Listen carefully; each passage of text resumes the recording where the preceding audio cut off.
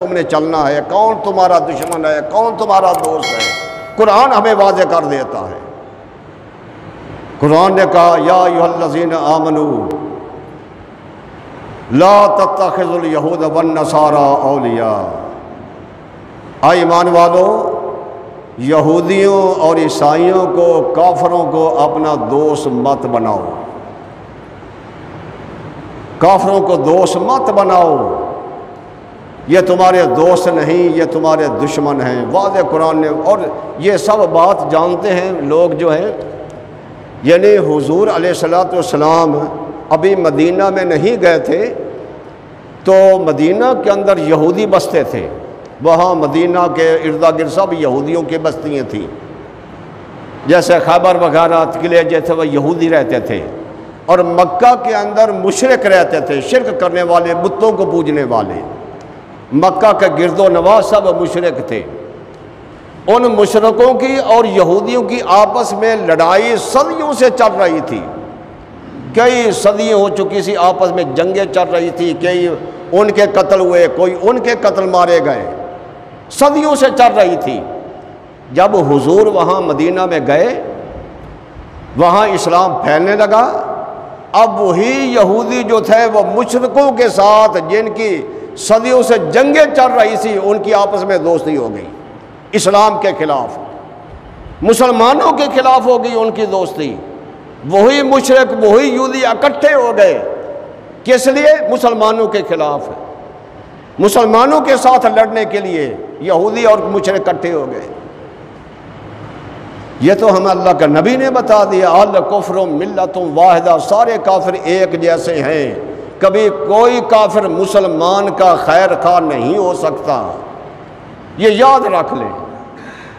افسوس ہم پر کہ ہم جو ہیں، ہم سوچتے نہیں، دیکھتے نہیں۔ میں اس لیے کہتا کاش کہ ہمارے اکابر جو ہے، لیڈر، جو بھی لیڈر لڑتا ہے، اسے ترجمہ قرآن پڑھنا چاہیے، اور قرآن بھی اس عالم سے یا اس اللہ کے بندے سے پڑھے کہ جس کے اندر کوئی کدورت نہ ہو، دشمنی، حسد نہ ہو، تو پھر قرآن تمہیں بتائے گا کہ تم نے زندگی کیسے گزارنی ہے۔ قرآن پھر بتائے گا دوست کون ہے، دشمن کون ہے۔ قرآن تمہیں بتائے گا اپنا کون ہے اور پرایا کون ہے، یہ قرآن ہی تمہیں بتائے گا۔ قرآن تمہیں سب کچھ، تمام زندگی کے حالات جو ہیں اس پر روشنی ڈالے گا۔ یہ تو اللہ کا قانون ہے کہ بندے کا نہیں بنایا ہوا کہ آج کچھ کر دو، کل کچھ کر دو، یہ اللہ کا بنایا ہوا ہے۔ تمام زندگی کے پہلوؤں پر، پیدا ہونے سے لے کر قبر تک سارے مسائل جو ہے قرآن حل کرتا ہے، اور حدیث مصطفیٰ حل کرتی ہے۔ حدیث بھی اسی زبان سے نکلی، قرآن بھی اسی زبان سے نکلا ہے۔ یہ زبان سے قرآن بنا ہے، جس زبان سے قرآن نکلا ہے اسی زبان سے حدیث مصطفیٰ بھی نکلی ہے۔ تو لہذا قرآن اور حدیث مصطفیٰ انسان کی ساری زندگی پر روشنی ڈالتا ہے، ہر مسئلے کو بتاتا ہے۔ یہ سب قرآن بتاتا ہے کہ تم نے حکومت کرنی ہے تو کیسے کرو، تم نے اپنوں کے ساتھ پیار کرنا ہے تو کیسے کرو، دوست دشمن کو پہچاننا ہے تو کیسے پہچانو، یہ سب قرآن بتا رہا ہے۔ کاش کہ یہ لازمی دے دی جائے، یہ قرآن کو سیکھنا اور حدیث مصطفیٰ کو سیکھنا ہمارے لیڈروں کو لازمی دی جائے کہ جسے قرآن کا ترجمہ، جیسے حدیث آتی ہو، وہ اپنا الیکشن لڑ سکتا ہے، ورنہ دوسرا نہیں لڑ سکتا۔ کاش کہ انہیں پتہ چل جائے، تو پھر زندگی دیکھنا پھر حکومت کیسے ہوتی ہے، اور پھر یہ مسلمان سر اٹھا کر جیے گا، سر جھکا کر نہیں جیے گا۔ آج ہم تو سر جھکا کر جی رہے ہیں۔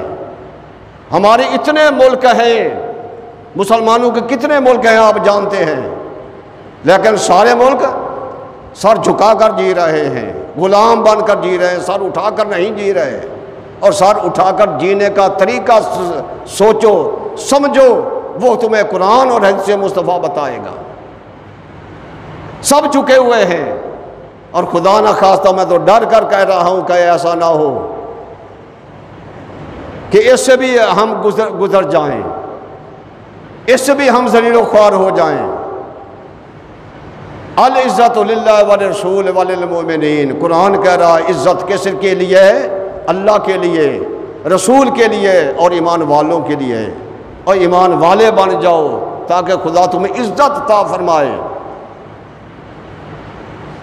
وہ معزز تھے زمانے میں، مسلمان ہو کر ہم ذلیل ہوئے تارک قرآن ہو کر۔ ہم نے قرآن کو چھوڑ دیا، ذل رسوا ہو گئے، ذلت کے گڑھے میں گر گئے۔ اور وہ لوگ فرمایا تھوڑے تھے لیکن قرآن کو سینے سے لگایا ہوا تھا، قرآن پر عمل کرتے تھے۔ تو فرمایا وہاں جب صحابہ کرام تھے یا تابعی تھے، کتنے جلوس نکلتے تھے، کتنی لمبی چوڑی تقریریں ہوتی تھیں، کتنے جلسے ہوتے تھے، کہاں واعظ و نصیحت اتنی زیادہ لمبی چوڑی ہوتی تھی۔ قرآن انہوں نے اپنے تمام جسم پر وارد کیا ہوا تھا، ان کا ہر بات، ہر سننا، قولنا، چلنا پھرنا قرآن کے مطابق تھا۔ تو جب یہ حالت تھی تو ان کو دیکھ کر لوگ جو ہیں کافر کلمہ پڑھ جاتے تھے۔ وہ